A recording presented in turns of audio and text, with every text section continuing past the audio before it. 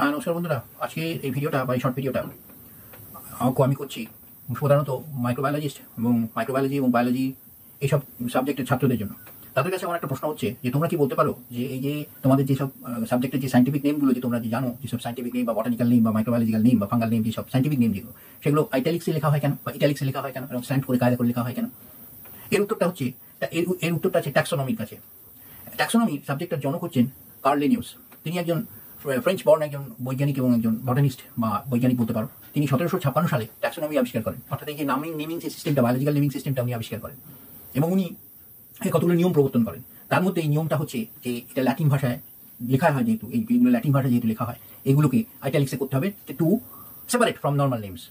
এবার এছাড়া আরও অনেক নিয়ম উনি করেছিলেন, সেটা আমি একটা লিস্টেড করে দিয়েছি। উনি কতগুলো বইও লেখেন, সেই বইগুলো আছে, মানে ট্যাক্সোনমির কতগুলো বই ওনার লেখা আছে, সেই বইগুলো আমার কাছে আছে, ল্যাটিন ভাষায় লেখা অবশ্য বইগুলো।